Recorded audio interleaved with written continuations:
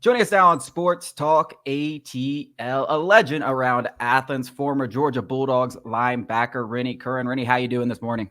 Doing great, man. Glad to be on with you guys. Thanks for having me on.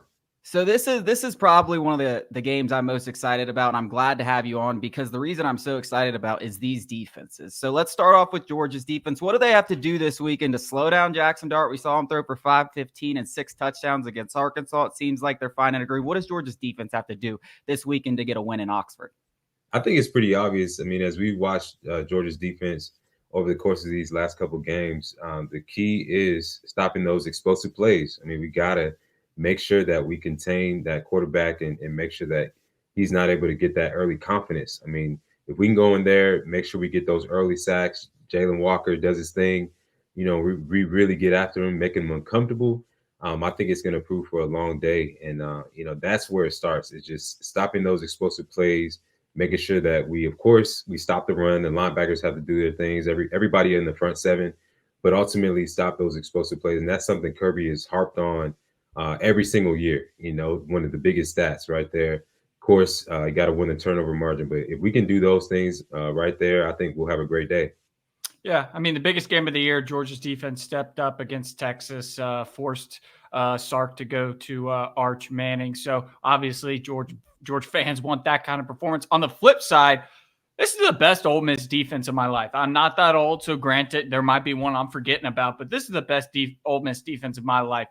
On the flip side of things, from your perspective defensively, what does Carson Beck have to do other than, like you said, win the turnover margin, can't turn the ball over? What else do they have to do?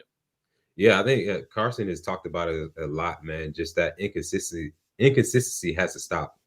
Making those, trying to force the ball in and doing too much. I think he just needs to really start slow. And Bobo does a good job for the most part of switching things up. But ultimately, we need to have that balanced approach. I've seen a lot of great things happen when we make sure we go in there, we do what we do best, establish that run early on, making sure we're picking up more than 5 yards on a carry, but then also allowing Carson Beck to get the ball to his playmakers.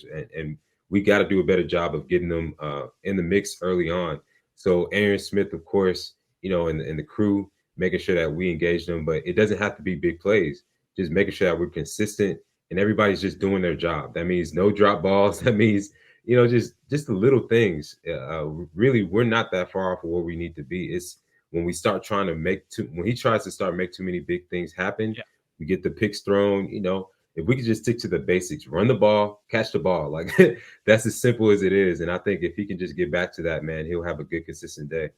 Georgia, I mean, Georgia offense still averaging, I'm pretty sure, more than 30 points a game. Like, this Georgia offense isn't bad by any means. It's just the untimely turnovers by Carson Beck. It just feels like he's pressing. I'm not no guru or anything. I watch the games. It just feels like he's pressing, which he didn't do at all last year. Right. Yeah. And, we got Ladd and, of course, Brock. So there's a lot more security there. And that's one thing as we continue to progress down the season, our receivers have to continue, especially our tight ends, they have to continually work on their identity in terms of being consistent and being guys that he can trust as well, too, because all those little dynamics affect gameplay throughout the course of the game. Like if you're not sure, that little bit of instance and lack of trust affects whether you're going to go to a certain guy or whether you're going to call a certain play, how you're going to go through your progressions. And that's really what ends up costing you down the line, man, is those little, inconsistencies, a little lack of trust between your teammates and, even the leadership piece, man. We've got to have more guys step up.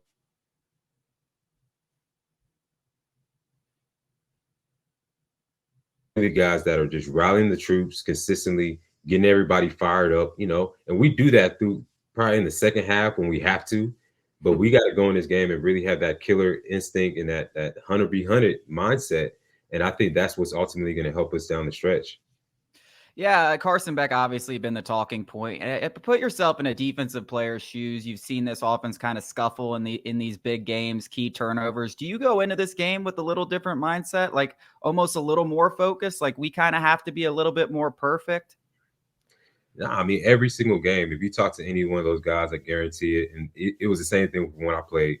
Every game, you got to be on. It's the SEC, right? So, you get no plays off. You get no weeks off. And so it's like, hey, whether the offense is on today or whether they're off, we got to play our best game. We got to make sure we stop the run, we stop those big plays, all those things. And so, as a defensive player, I'm going into this game, and I'm sure Jalen would say the same thing, and any other guy you talk to would say the same thing. Hey, we're going into this game just like any other game. We're going to try to dominate them and hold them to that goose egg. And so that's what I'm thinking if I'm a linebacker right now. I mean, Lane Kiffin teams never had a problem scoring points, but like I said, it's the best Ole Miss defense I've seen in quite a long time. Fortunately for Georgia fans, I just got to throw a jab at Ole Miss here for a second because I love doing it. Texas, Bama, road games, very difficult. Even Jacksonville, semi-away game, it's very difficult. Yeah. It's not going to be like that in Ole Miss. I've been to plenty of games in Vaught. You can hear a pin drop. I don't care how big the game is. It's a joke of a stadium. The environment, Sanford, Tennessee, Bama, LSU, A&M, all of them, Carson Beck, I think, is going to be fine in that aspect. But like I said, this Ole Miss defense, I think it might be the best one Carson Beck has faced this season. Yeah, I mean, and regardless of if it's Ole Miss, Vanderbilt, whoever it is, the fact is we're Georgia at the end of the day. Yep. And so we're going to get everybody's best effort. And that's the thing I try to tell people as well. Like, you can't sleep on a Kentucky. You can't sleep on, any one of those teams. Like, when they go into that stadium, every guy on that Ole Miss defense and offense is going to know, hey, this is a freaking money game.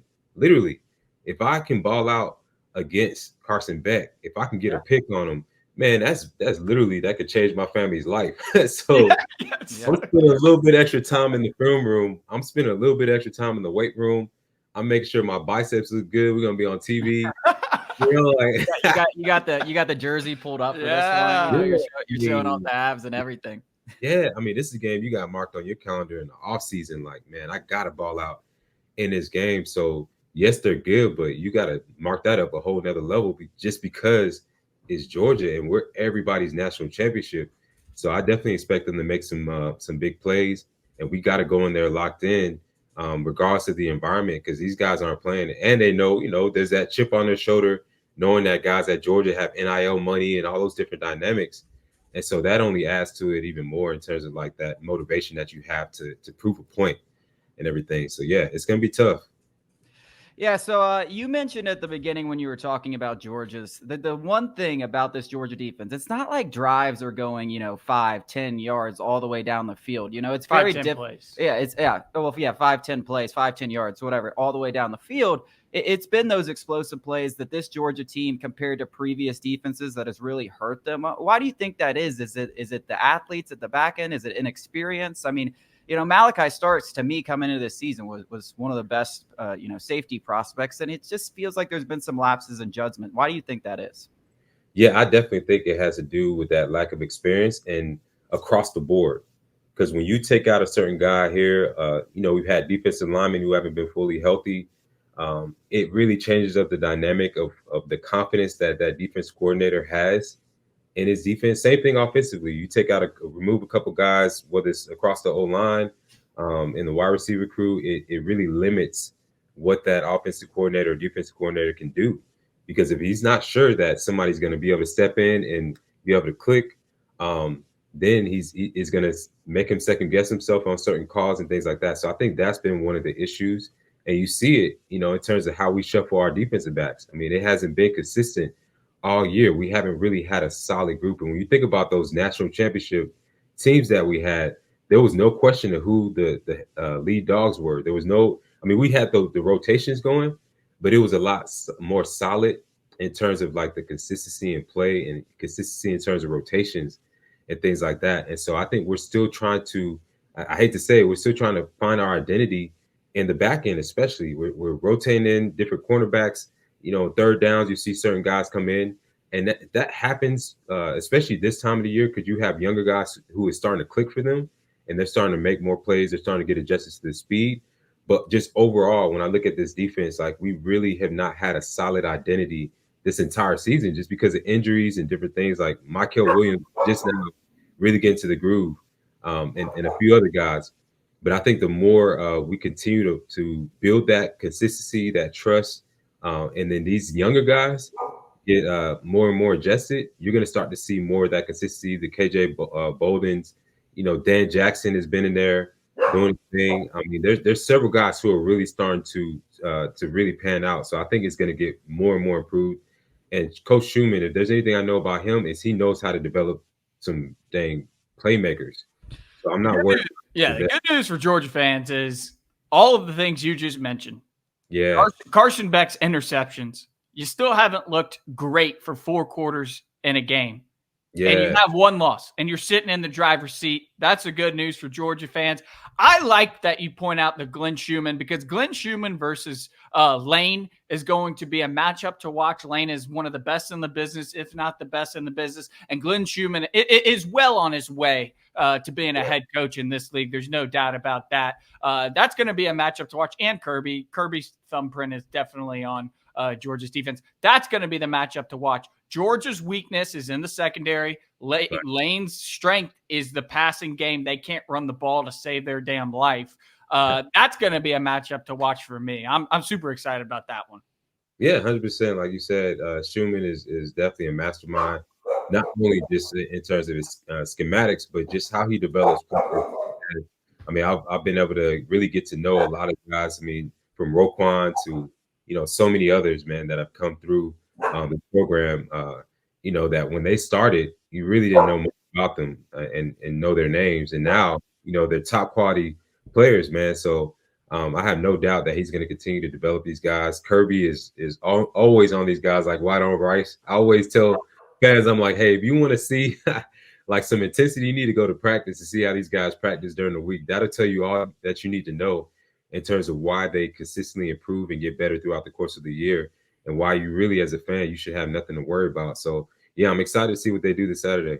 Yeah, I'm more than excited. This is the game of the week to me, not just in the SEC, but all college football. I don't know if you could hear, but my dog is barking. The dogs are barking. The dogs are barking in the background.